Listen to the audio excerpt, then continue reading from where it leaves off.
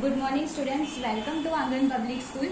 आज हम स्टैंडर्ड 8 में हिंदी सब्जेक्ट पढ़ स्टैंडर्ड 8 में आज हमने जो किया था वो था कल तक, यानी कि लास्ट लेक्चर तक हमने चैप्टर 1 से लेके 3 तक का जो रिवीजन है वो समझा था टेक्स्ट बुक में से। आज हम चैप्टर 4 यानी कि पोयम 4 के बारे में जो रिवीजन है वो आगे से समझेंगे। तो आप लोगों का चैप्टर 4 है उठो धरा के अमर सपूतो, तो जिसके कवि है द्वारिका प्रसाद महेश्वरी।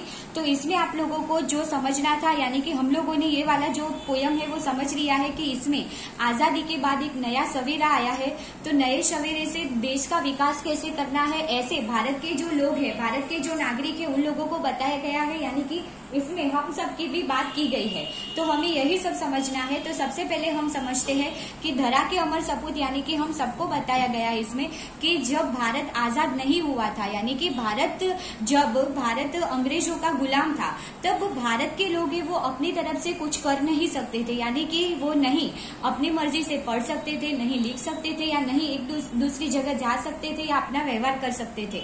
जब भारत आजाद होता है, यानी कि 15 अगस्त 1947 को भारत को आजादी मिलती है, यानी कि भारत के लोग आजाद हो जाते हैं, यानी कि विचार से, वाणी से और सभी तरह से, व्यवहार से भी, यानी कि लोग अपनी तरफ से जो भी अचीव करना चाहते हैं वो कर सकेंगे, जो बनना चाहते वो कर सकेंगे, जो बोलना चाहते वो बोल सकेंगे। ऐसी बात इसमें की गई है, क्योंकि पहले अंग्रेज थे तो भारत के लोगों को उसने गुलाम बनाया था।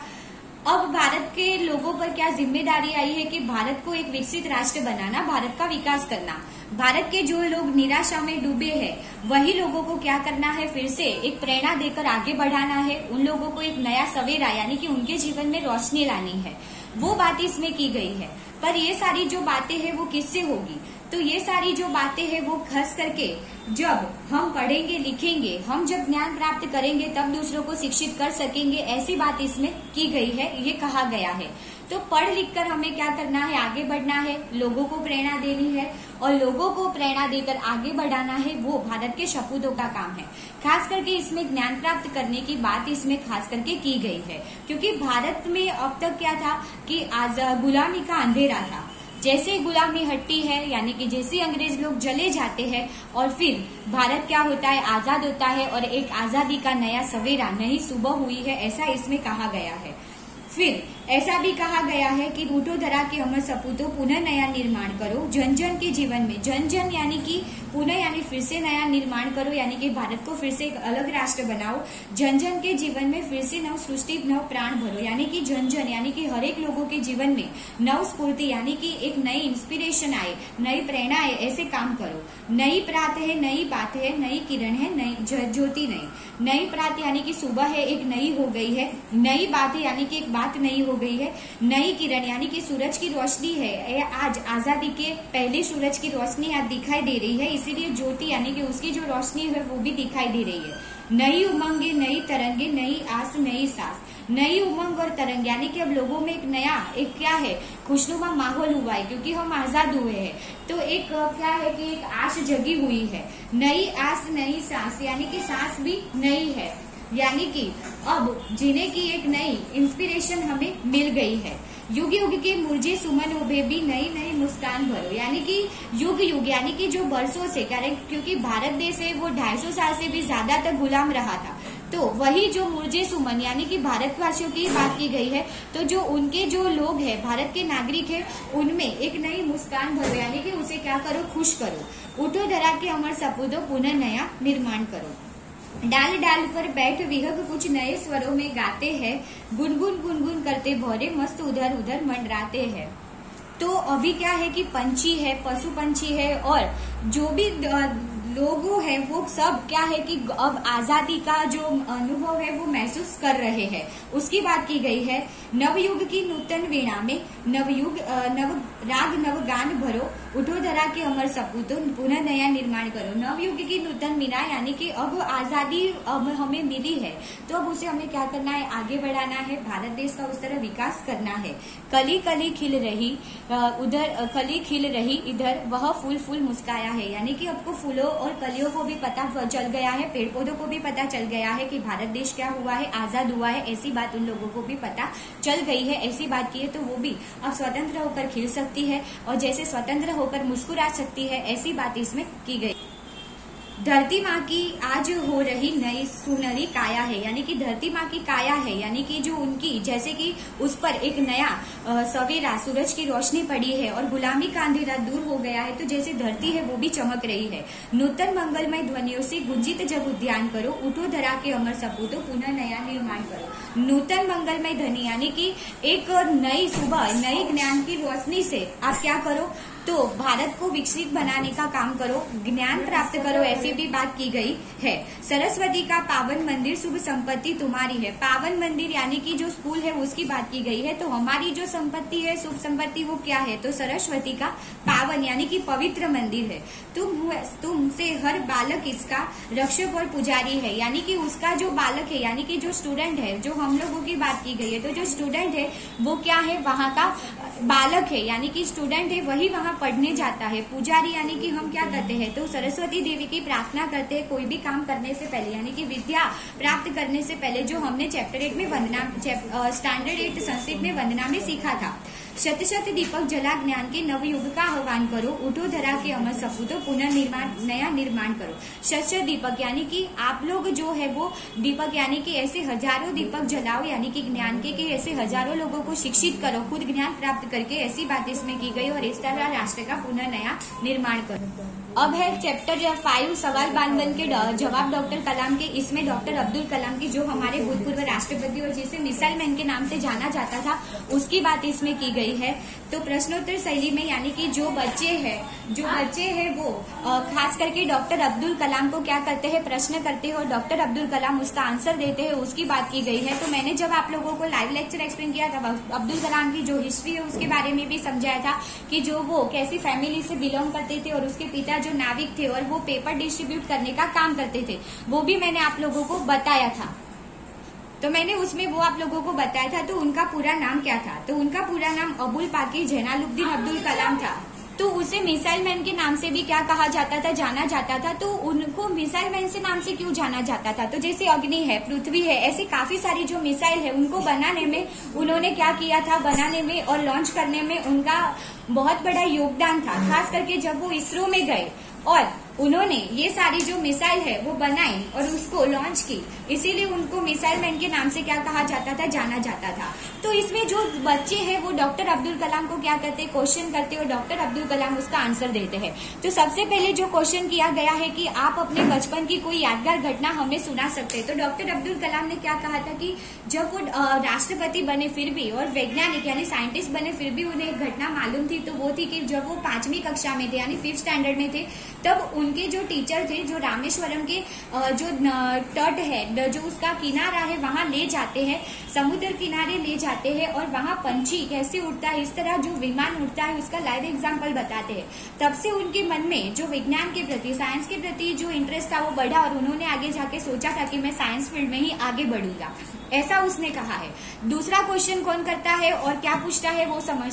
दूसरा क्वेश्चन पूछा गया था कि आप किस माध्यम को ज्यादा महत्व देते हो या पढ़ाई किस माध्यम में करनी चाहिए। तो डॉक्टर अब्दुल कलाम ने कहा था कि उनके मत से जो प्राइमरी और जो सेकेंडरी तक की जो पढ़ाई है वो किस में करनी चाहिए, तो जो हमारी मदर टंग है, यानी कि हम जब जिस घर में हमारा जन्म होता है और वहां से हम जो भाषा या जो लैंग्वेज सीखते हैं और जो बोलते हैं उसे क्या कहा जाता है, तो मातृभाषा कही जाती है, उसमें ऐसा कहा गया है। तो वो जो मातृभाषा है उसकी बात की गई है कि जो हमारी जो पूरी पढ़ाई है वो मातृभाषा के माध्यम में होनी चाहिए। खास करके कॉलेज तक की भी पढ़ाई है जो मातृभाषा के माध्यम से करो तो भी कोई प्रॉब्लम नहीं है। सिर्फ इंटरनेशनल लेवल पर हमें कोई कन्वर्सेशन करना हो तो इंग्लिश जो लैंग्वेज है वो हमारे लिए ज्यादा जरूरी, ऐसा कहा गया है। आगे दूसरे बच्चे ने क्वेश्चन किया है कि यदि हम आपकी तरह बनना चाहे तो हमें क्या करना चाहिए। यानी कि डॉक्टर अब्दुल कलाम बहुत सक्सेसफुल इंसान थे, जो आप लोग जानते हो कि जो साइंटिस्ट भी रहे और प्रेसिडेंट भी बने थे।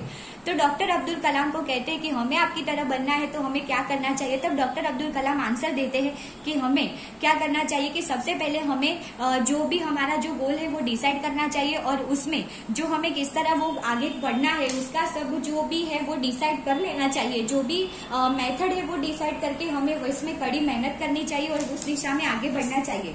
उसमें काफी सारी अड़चने भी आती है फिर भी हमें क्या करना चाहिए, हार नहीं माननी चाहिए और कड़ी मेहनत करके क्या करना चाहिए, आगे बढ़ना चाहिए। आगे है कि वह कौन सी बड़ी चुनौती है जिसका सामना आज हमें करना पड़ रहा है, तो ऐसा भी पूछा गया था। तो काफी सारी ऐसी चुनौती है कि जिसका सामना है कि भारत को सबसे पहले क्या है कि 2020 तक विकसित राष्ट्र बनाना, क्योंकि डॉक्टर अब्दुल कलाम है वो तो 2020 से पहले आप प्रेसिडेंट बने थे, आई थिंक 2005-6 में वो प्रेसिडेंट बने थे, उसकी बात है। तो उनका जो एक ड्रीम था कि भारत को 2020 तक क्या करेंगे, वो एक विकसित यानी कि डेवलप कंट्री बनाकर रखेंगे, ऐसा उनका जो ड्रीम था। और आज भारत का जो नाम है वो शक्तिशाली देशों में लिया जाता है, जैसे पहले यूएसए, ब्रिटेन, चाइना वो था, अब भारत की भी जो काउंटिंग है उसमें होती है, जो हम जानते हैं।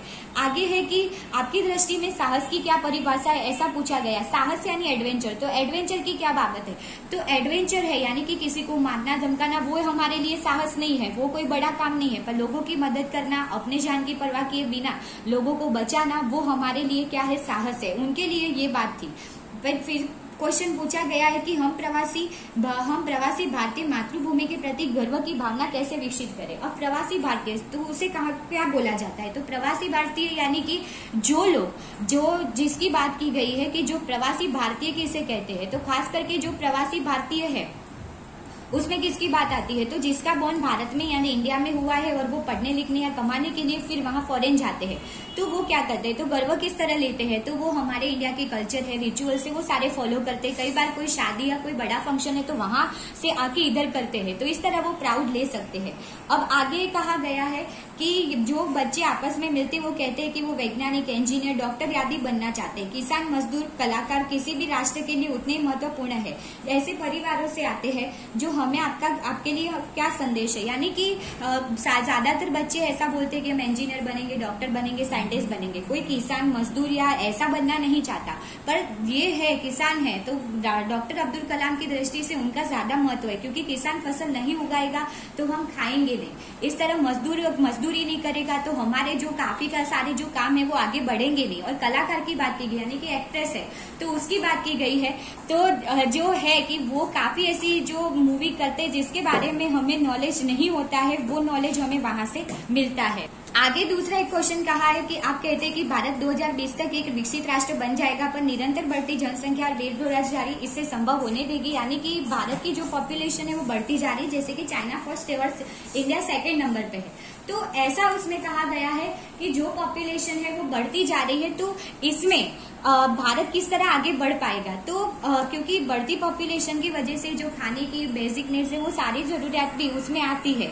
और बेरोजगारी, क्योंकि काफी सारे जो लोग हैं वो अभी क्या है कि बेरोजगार है। तो इस तरह भारत को किस तरह विकसित राष्ट्र बनाया जाए, तो कहा है कि जो ज्ञान है यानी कि जो विकास है वो स्वयं, यानी कि भारत जब डेवलप होगा तो जो पॉपुलेशन है वो अपने आप कंट्रोल हो सकती है, यानी कि जो लोग पढ़े लिखे हैं वो क्या करेंगे, तो पॉपुलेशन को कम करने में, बच्चों को पढ़ाने लिखाने में ध्यान रखेंगे, तो भारत है वो अपने आप क्या है कि 2020 तक क्या है कि वो डेवलप कंट्री बन जाएगा।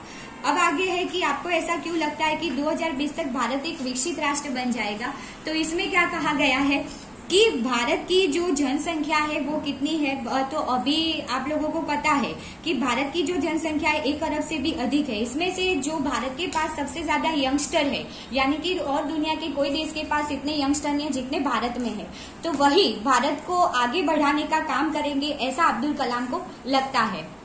आगे है कि कई छात्र बड़े बड़े लक्ष्य होते हैं, आर्थिक तथा अन्य समस्या के कारण इन्हें प्राप्त नहीं कर पाते, वे अपना लक्ष्य आखिर कैसे प्राप्त करें, तो पूछते हैं कि कई छात्रों के यानी कि काफी सारे स्टूडेंट है वो बड़े बड़े गोल डिसाइड करते हैं कि मुझे आगे जाके बनना है, पर कई बार उनकी जो आर्थिक परिस्थिति है वो उतनी अच्छी नहीं है, तो किस तरह वो आगे बढ़ पाए।